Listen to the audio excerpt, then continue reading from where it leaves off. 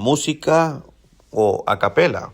Estamos hablando de el uso del instrumento mecánico musical en la iglesia del Señor para alabar a nuestro Dios. Permítame decir algo en defensa de la música instrumental en el culto. Fueron usados en la adoración del Antiguo Testamento porque cualquier persona que defienda, o la mayoría, no puedo generalizar, ¿verdad?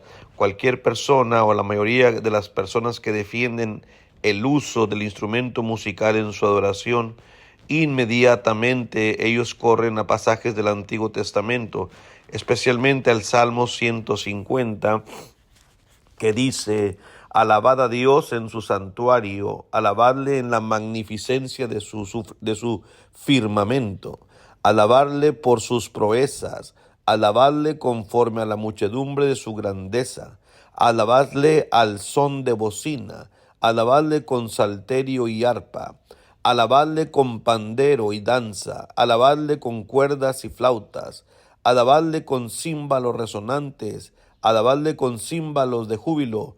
Todo lo que respira, alabe a Jehová, aleluya. Y este es el escudo, el estandarte por medio del cual han convencido a infinidad de gente por este versículo, pero también por la carnalidad, ¿verdad? Por el gusto a la música.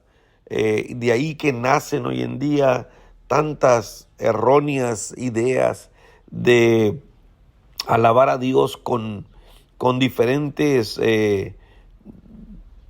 tonos musicales, como con mariachi, con cumbia, con bachata, con romanticismo, hasta con rap. ¿Qué es eso? No es nada de lo que Dios pidió en el Antiguo Testamento. Pero permítame decirle que sí, la Biblia habla y David estaba exhortando a la iglesia a cantar a Dios como Dios se los había pedido, con todo tipo de instrumento. En Segunda de Crónicas, por ejemplo, si usted me acompaña a leer estos pasajes donde avalan el uso del instrumento musical bajo el Antiguo Testamento. Dije Segunda de Crónicas, en el capítulo 29, dice el versículo 25 y 26, dice: puso también levitas en la casa de Jehová con címbalos, salterios y arpas, conforme al mandamiento de David, de Gad, vidente del rey, y del profeta Natán, porque aquel mandamiento procedía de Jehová por medio de sus profetas. Y los levitas con los instrumentos de David, y los sacerdotes con trompetas. Entonces dice la escritura que mandó Ezequías sacrificar el holocausto en el altar, y cuando comenzó el holocausto, comenzó también el cántico de Jehová con las trompetas y los instrumentos de David, rey de Israel. Y toda la multitud adoraba, y los cantores cantaban, y los trompeteros sonaban las trompetas. Todo esto duró hasta consumirse el holocausto. Aquí tenemos un ejemplo, hermanos, que evidencia, que palpa y que nos hace entender el tipo de adoración que Dios pidió de su pueblo. Aquel mandamiento procedía de Jehová. Lo dijo bien, hermanos, el primer versículo que leímos, el versículo 24, 25 y 26. Así dice la palabra del Señor, que este mandamiento procedía de Jehová por medio de sus profetas. Entonces, ¿cuál es el problema? Si Dios lo pide, así se hace. El problema para hoy en día es que no encontramos ni mandamiento directo, ni ejemplo aprobado, ni inferencia necesaria, que son los medios por los cuales obtenemos autoridad bíblica en la aplicación para la adoración a nuestro Dios o para el asunto doctrinal en cualquier otro aspecto para la iglesia.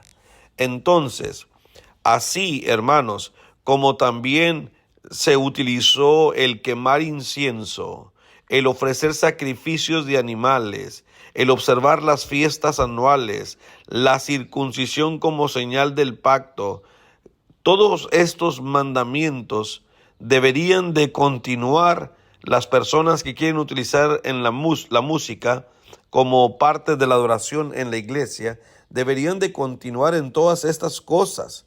Y si no lo hacen, estarían bajo maldición. Pero recuerde, como se dice en la Biblia, por toda la ley, nadie fue justificado por las obras de la ley del Antiguo Testamento. De manera, hermanos, que de nada aprovecha lo que hacen, sino que al contrario, están argumentando contra Cristo, o como se dice, de Cristo os desligasteis, los que quieren ser justificados por las obras de la ley. Venga conmigo al Nuevo Testamento, a la carta que escribe Pablo a los hermanos de Galacia, y ahí en Gálatas capítulo 3, por favor. Y dicen los versículos, por ejemplo, 3. Tan necios sois, habiendo comenzado por el Espíritu, ¿ahora vais a acabar por la carne? Qué interesante propuesta intelectual o mental les propone Pablo a los hermanos de Galacia, con su exhortación incluida, claro, porque el apóstol Pablo, bajo inspiración, no termina, hermanos, de entender el pensar de los hermanos, que querían regresar, hermanos, otra vez a las posturas y mandamientos de la ley antigua. ¿Tantas cosas habéis padecido en vano? Si es que realmente fue en vano, dice la palabra del Señor. Aquel pues que os suministra el Espíritu y hace maravillas entre vosotros, ¿lo hace por las obras de la ley o por el oír con fe?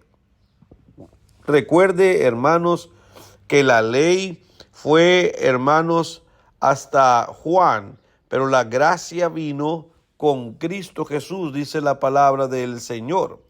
Por lo tanto, aquí mismo en el capítulo 3, en el versículo 10 y hasta el 12, dice, porque todos los que dependen de las obras de la ley están bajo maldición. ¿Escuchó eso? El canto con instrumento musical fue una obra que Dios pidió bajo el Antiguo Testamento. Y no venga a decirme, ni que le digan a usted tampoco, Dios es el mismo de ayer, hoy y siempre. Porque para ciertos versículos, para ciertas actividades, les encanta citar ese versículo, que es un versículo bíblico y que tiene un contexto muy diferente a como lo quieren aplicar. En él no hay variación de sombra, dice la palabra del Señor.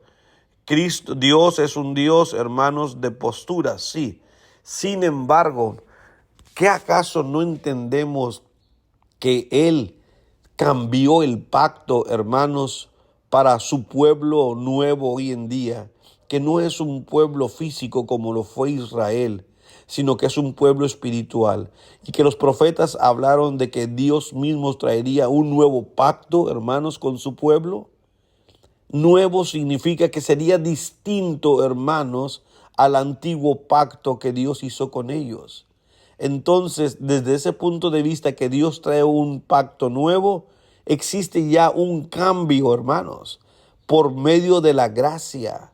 Entonces, no es que queramos nosotros con terquedad y obstinación querer hacer que la Biblia diga algo que la Biblia no dice. Vuelvo a Gálatas capítulo 3, repito otra vez el versículo 10. Porque todos los que dependen de la obra de la ley están bajo maldición, pues escrito está, maldito todo aquel que no permaneciere en todas las cosas escritas en el libro de la ley para hacerlas. Y que por la ley ninguno se justifica para con Dios. Es evidente porque el justo por la fe vivirá. El creer, hermanos, y obedecer a Dios es mucho más importante que esto. Y la ley no es de fe, sino que dice, el que hiciere estas cosas vivirá por ellas. Y aquí mismo en Gálatas, pero el capítulo 5, los versículos 1 al 3 dice, Estad pues firmes en la libertad con que Cristo nos hizo libres, y no estéis otra vez sujetos al yugo de esclavitud. He aquí yo, Pablo, os digo que si os circuncidáis, de nada os aprovechará Cristo. Y otra vez testifico a todo hombre que se circuncida que está obligado a guardar toda la ley. Así que aquellos que quieren ir al Antiguo Testamento para sostener la doctrina del uso de instrumento musical, porque David danzó y alabó con música, entiendan que ese fue un pacto distinto. Y si ustedes quieren utilizar esto, como dijo Pablo, os digo que si os circuncidáis, si usted quiere alabar a Dios con música, de nada os aprovechará Cristo. Y otra vez testifico, dice Pablo, a todo hombre que toca instrumento musical para adorar a Dios, en vez de circuncidar. Estoy parafraseando lo que Pablo diría, que está obligado a guardar toda la ley. ¿Y qué dice el versículo 1? Dice, hermanos, que estemos firmes en la libertad con que Cristo nos hizo libres y que no estemos otra vez sujetos al yugo de esclavitud. Así que, ¿por qué queremos otra vez esclavizarnos a una ley con la cual nadie pudo justificarse? Tengamos cuidado, que Dios no es un juego. Obedezcamos a aquel que es la cabeza y nuestra vida, hermanos, encontrará la comunión con nuestro Dios y el placer de servir a Dios de la manera que Él lo pide. Dios les bendiga.